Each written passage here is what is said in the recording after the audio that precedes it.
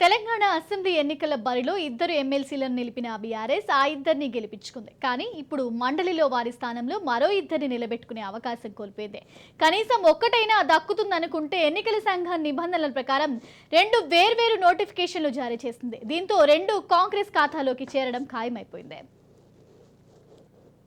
BRS నుంచి ఎమ్మెల్యేలుగా గెలిచిన పాడి కౌశిక్ రెడ్డి, కడియం శ్రీహరి తమ ఎమ్మెల్సీ పదవులకు రాజీనామా చేశారు. దీంతో వారి స్థానాలకు ఎన్నిక అనివార్యమైంది. దీంతో ఎన్నికల సంఘం ఇటీవలే ఎన్నికల షెడ్యూల్ ప్రకటించింది. రెండు స్థానాలకు వేర్వేరుగా నోటిఫికేషన్లు ఇచ్చింది. ఈ నెల 18 వరకు నామినేషన్లు స్వీకరిస్తారు. ఈ నెల 29న పోలింగ్, సాయంత్రం ఫలితాలు ప్రకటిస్తారు. వేర్వేరు నోటిఫికేషన్లు విడుదల చేస్తే ఒక్కో ఎన్నికకు ఎమ్మెల్యేలు ఒక్కోసారి ఓటు వేయాల్సి ఉంటుంది. రెండు నోటిఫికేషన్లు రెండు వేర్వేరు ఓటు హక్కులు ఉంటాయి. అంటే ప్రతి ఎమ్మెల్యే కోట ఎమ్మెల్సీ ఎన్నికకు 119 మంది ఓటర్లు ఉంటారు. ఎవరికి ఎక్కువ ఓట్లు వస్తే వారే ఎమ్మెల్సీ అవుతారు. ఈ లెక్కన కాంగ్రెస్ పార్టీకి 2 సీట్లు లభిస్తాయి. వేర్వేరు నోటిఫికేషన్లు ఇవ్వొద్దని బీఆర్ఎస్ నాయకులు ఈసీకి విన్నవించారు. కానీ ప్రయోజనం లేకుండా పోయింది.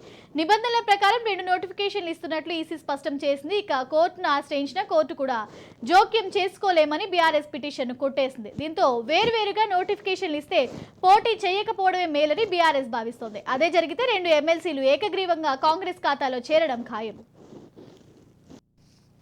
తెలంగాణ అసెంబ్లీ ఎన్నికల బరిలో ఇద్దరు ఎమ్మెల్సీలను నిలిపిన బీఆర్ఎస్ ఆ ఇద్దరిని గెలిపించుకుంది. కానీ ఇప్పుడు మండలిలో వారి స్థానంలో మరో ఇద్దరిని నిలబెట్టుకునే అవకాశం కోల్పోయింది. కనీసం ఒక్కటైనా దక్కుతుందనుకుంటే ఎన్నికల సంఘం నిబంధనల ప్రకారం రెండు వేర్వేరు నోటిఫికేషన్లు జారీ చేసింది. దీంతో కాంగ్రెస్ ఖాతాలోకి చేరడం ఖాయమైంది. బీఆర్ఎస్ నుంచి ఎమ్మెల్యేలుగా గెలిచిన పాడి కౌశిక్ రెడ్డి, కడియం శ్రీహరి తమ ఎమ్మెల్సీ పదవులకు రాజీనామా చేశారు. దీంతో వారి స్థానాలకు ఎన్నిక అనివార్యమైంది. దీంతో ఎన్నికల సంఘం ఇటీవలే ఎన్నికల షెడ్యూల్ ప్రకటించింది. రెండు స్థానాలకు వేర్వేరుగా నోటిఫికేషన్లు ఇచ్చింది. ఈ నెల 18 వరకు నామినేషన్లు స్వీకరిస్తారు. ఈ నెల 29న పోలింగ్, సాయంత్రం ఫలితాలు ప్రకటిస్తారు. వేర్వేరు నోటిఫికేషన్ విడుదల చేస్తే ఒక్కో ఎన్నికకు ఎమ్మెల్యేలు ఒక్కోసారి ఓటు వేయాల్సి ఉంటుంది. రెండు నామినేషన్లకు రెండు వేర్వేరు ఓటు హక్కులు ఉంటాయి. అంటే ప్రతి ఎమ్మెల్యే కోట ఎమ్మెల్సీ ఎన్నికకు 119 మంది ఓటర్లు ఉంటారు. ఎవరికి ఎక్కువ ఓట్లు వస్తే వారే ఎమ్మెల్సీ అవుతారు. ఈ లెక్కన కాంగ్రెస్ పార్టీకి 2 సీట్లు లభిస్తాయి. వేర్వేరు నోటిఫికేషన్లు ఇవ్వొద్దని బీఆర్ఎస్ నాయకులు ఈసీకి విన్నవించారు. కానీ ప్రయోజనం లేకుండా పోయింది. నిబంధనల ప్రకారం 2 నోటిఫికేషన్లు ఇస్తున్నట్లు ఈసీ స్పష్టం చేసింది. ఇక కోర్టును ఆశ్రయించిన కోర్టు కూడా జోక్యం చేసుకోలేమని బీఆర్ఎస్ నోటిఫికేషన్ పిటిషన్ కొట్టివేసింది. రైట్, ఓవరాల్ గా ఇదే అంశానికి సంబంధించి మరింత సమాచారం మా ప్రతినిధి మహేందర్ అందిస్తారు. మహేందర్,